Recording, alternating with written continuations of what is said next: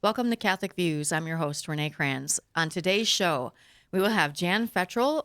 She is the Marketing and Special Events Director for the Catholic Community Foundation for Eastern South Dakota. Got all that right. And Madeline Shields. She's the Executive Director of the Bishop Dudley Hospitality House. They're going to come in and talk about the upcoming event, Taste the Goodness, which is a Bishop's charity event, coming up like in a week. It's really coming up fast. We're going to hear about the event, but we're also going to talk about a day in the life of the Bishop Dudley House. What happens there? Just kind of walk us through what a day looks like there. I think a lot of us would be very curious about that. So first we have, I almost said Bishop DeGrood. No. I have called you a lot, or almost called you a lot of things. You've almost called me many things. And you have also called me many things. Yes. I think I've almost called you Father Chris Bergwald. Dr. Chris Bergwald is here for Biblical Bites with Dr. B. Yes, I am. Renae, how are you today? I'm pretty good. What Sunday is this, Renae? It's going to be the 18th Sunday, unless it's something special that I don't know about. Or is it? I don't know. No, it's not. Okay, good. 18th Sunday in Ordinary Time. So we talked about this briefly last. So what year, what cycle are we in? Again, and Luke. So in case folks haven't listened to every episode of Biblical Bites, I don't know who that would be, but there's probably somebody who's missed an episode. I'm sure there is. So the Sundays, throughout Sundays, are on the readings at Mass on Sundays are on a 3-year cycle. A, B, and C. Corresponding to Matthew, Mark, and Luke, and then John finds his way in, especially in B, year B, Mark, because Mark's the shortest of the other three gospels, shortest of all the gospels, and then John finds his way in.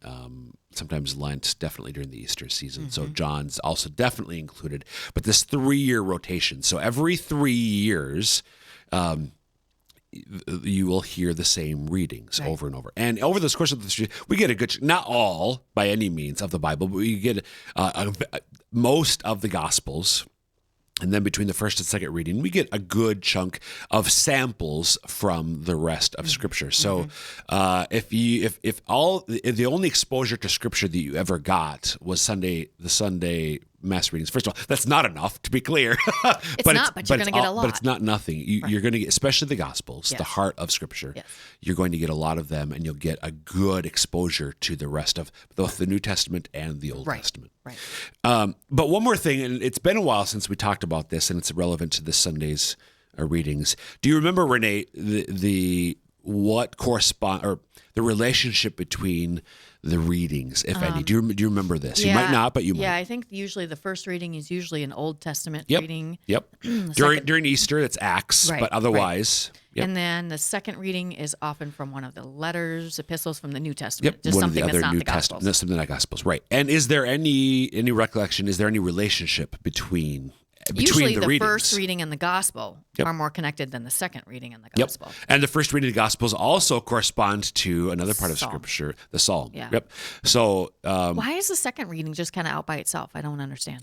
That's a great. I don't know this definitively. So with the second reading, there's a semi-continuous reading of the New Testament documents. So I think the thinking was again. So the directions on how to structure the lectionary, so the cycle of readings, that's not inspired by God. Right, God did not. Thou shalt on the first Sunday of ordinary time. He doesn't. So this is where the church has, in her prudence, discerned, okay, what's the best way to do this? So after Vatican II, the lectionary after Vatican II, by the way, we get a lot more Scripture than we did beforehand. And I believe that the folks who were proposing to the Pope what to do with this wanted to expose us to most of the New Testament, so semi-continuous. So it is a bit detached from. So we'll hear from. I think right now we're in 1 Corinthians. I think you're right. That's what we're actually Colossians here for this Sunday is the second reading. Oh, well, I think you're right about that too. Thank you. It's good to hear that you think I'm right.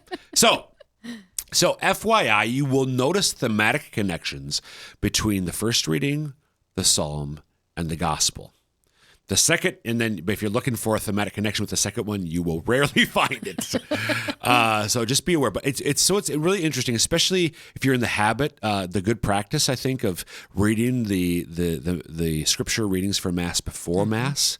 That's a really good thing to do, and it's kind of fun to me. Like, okay, what's the theme? So I did that this weekend. So what are they going to do the homily on? Exactly. So I'm going to read all of the first reading and then speak briefly about the gospel. Okay. A reading from the book of Ecclesiastes. Vanity of vanities, says Koheleth. Vanity of vanities, all things are vanity. How is one who has labored with wisdom, and here is one who has labored with wisdom and knowledge and skill, and yet to another who has not labored over it, he must leave property. How fair is that? It doesn't say in the Bible.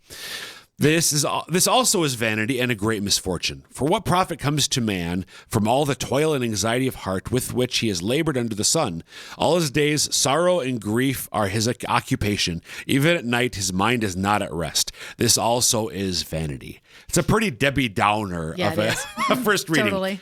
The gospel reading, then, is from Luke. Someone in the crowd said to Jesus, "Teacher, tell my brother to share the inheritance with me."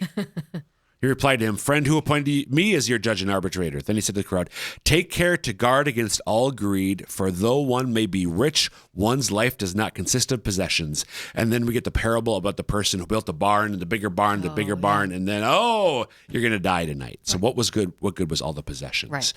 So the theme there is don't be so concerned about riches. So that's probably going to be here in the homily. Right. But I just want to underline, emphasize, just as we wrap up, that was paradigm shifting, mind blowing for first century Jews, because material possessions were a sign of God's blessing upon you. The rich people were seen as, the God Lord must really love them because look how He's blessed them. And Jesus is turning that upside down. And we talk about sort of the preferential option for the poor instead. Right. And that was kind of why the camel going through the eye of the needle, a rich all man, that stuff, exactly, was very controversial. So once again, Jesus upping the expectations, but connecting it to the Old Testament. Yeah. Great. Thanks a lot, Dr. B. You bet.